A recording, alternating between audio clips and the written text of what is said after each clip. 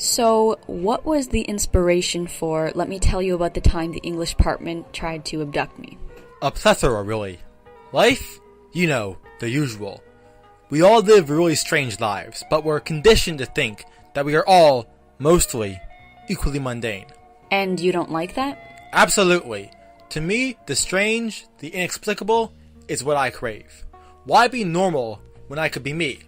So, with Let Me Tell You About the Time the English Department Tried to Abduct Me, I wanted to amplify life to such an unwieldy extreme that it would really question the fundamentals of the world.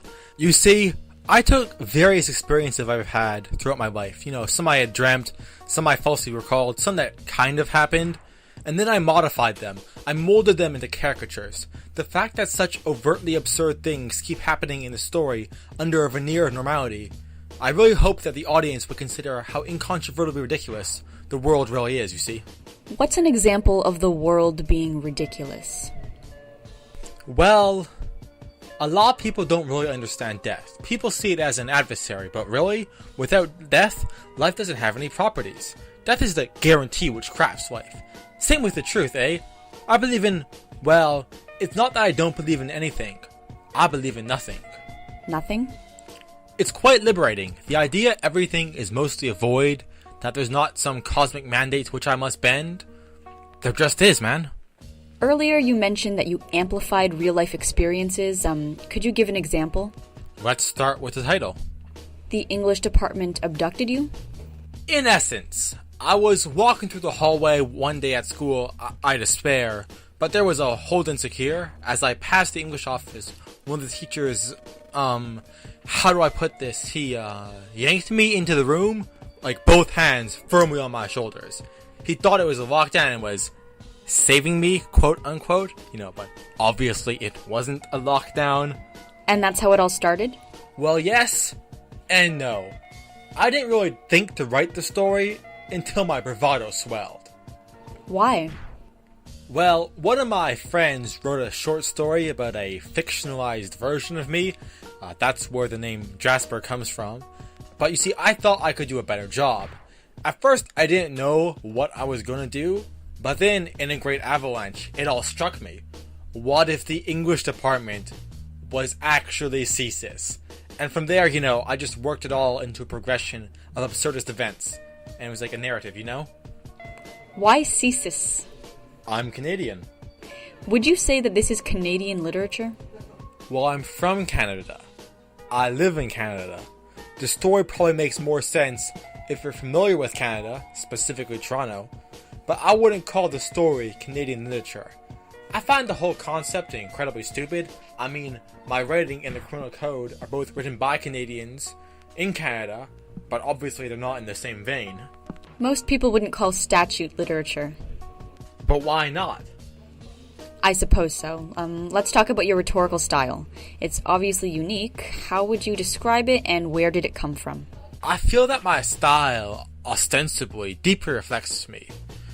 There's a great oscillation in this story, right? Between very pompous remarks of grandeur, littered with antiquated lexiconic terms, and the very next sentence, it's informal, it's bashful, it's rough, it's aggressive, and that's how I am.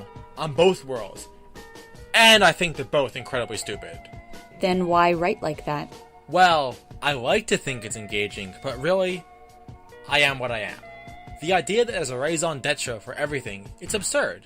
The truth is beyond the conception of existence itself. It's to such an extent, the truth might as well be a lie.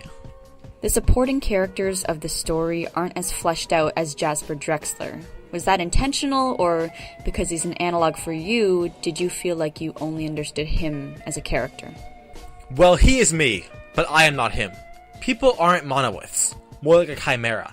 I wanted to explore being lost inside that chimera, hence the lengthy passages of introspection, while also criticizing doing so. Everything you experience or create is at least partially you, because it came from you, or was created for you through your senses and rationale. Who would you say are your greatest inspirations? Willingly? No one. I actively oppose the notion. Now, I've surely come under the influence of people from whom I've learned, but I've never said, I want to be like him or her. Why is that? I don't know. Perhaps it's just because my independence was always lauded as a child. But hey, perchance, this is who I am. Do you think that your family has impacted your writing? Tacitly. Go on. Well, I learned to read and write. I could eat, we don't fight. But I'm not really close with them. But we're also not estranged. Who are you closest with? Myself. Really? Sure. For everything I say to someone else, I orate an epic inside my head. A lot of people would say that's sad. Famine is sad. Plague is sad. Tyranny is sad. Solving your own problems isn't sad. I know how it feel to wake up fucked up. Pockets broke as hell, another rock to sell. People look at you like you's the user, selling drugs to all the losers, mad Buddha abuser. But they don't know about your stress-filled day. Baby on the way, mad bills to pay. That's why you drink Tanqueray, so you can reminisce and wish you wasn't living so devilish. Shit, I remember I was just like you, smoking blunts with my crew, flipping over 62s. Cause GED wasn't B.I.G. I had to get B.A.D. That's why my mom hate me. She was forced to kick me out, no doubt. Then I figured out, Knicks went for 20s down south. Packed up my tools for my raw power move. Block 19 for casket and flower moves. For Trump's trying to stop my flow. And what they don't know will show on the autopsy. Went to see Poppy to cop me a brick.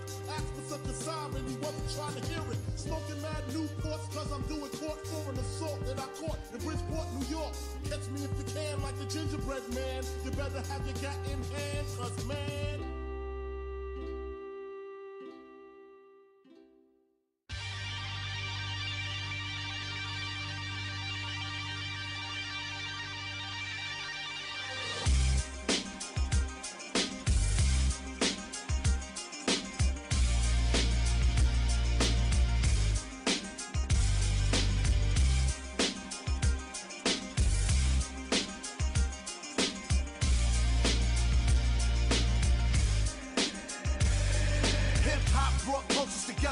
I remember cool jeans and Camaros bumping tougher than leather. Yanko Roosevelt still got stabbed in Crown Heights. Gavin Cato got hit when they ran that red light. Over a decade of healing, but the scars remain. Both families involved still harbor the pain. Age 13, 70s, baby raised in the 80s. Mad fights with blacks and whites, and both sides hated me for nonsense. The white kids was playing it whack. Cause I'm from the projects and my neighbors is black. I had to prove white boys get dumped too. But fuck skin color, I was about to call myself a... Yeah. Right. Heavy Metal King. Billy Idol. Vinny Appice. Listen, it's a burgundy bath. Everybody get turned into ash. Big and evil, just something I made my personal task. The G36 put you in surgery fast. Everybody die regardless who first or who last. Death almost got me twice, but he mercifully passed. I'll take your face off without using surgical masks. I wouldn't call it an eagle, but I'm certainly gassed. This isn't the Desert Eagle, but it certainly smashed. If I don't get money from rhyming, that's a fateful day. I'ma have to take it back to the kitchen like Rachel Ray. I don't put no work in with bitches, I'm trying to scrape the day. Anywhere in my environment is not the place to play. If I'm hungry and need a food, I'll pull a Scully down. I don't fuck with workers, I'm gunning whoever run the town. I got enough clips with me to spit 100 rounds. I'm the father of Christ, and y'all are just a son of clowns. I don't think that y'all can fuck with Vinny, but let's see. I'ma have this fucking llama looking like Jet Li. Everybody who is anybody, respect me. I'll have you bleeding out your back like it's a jet ski.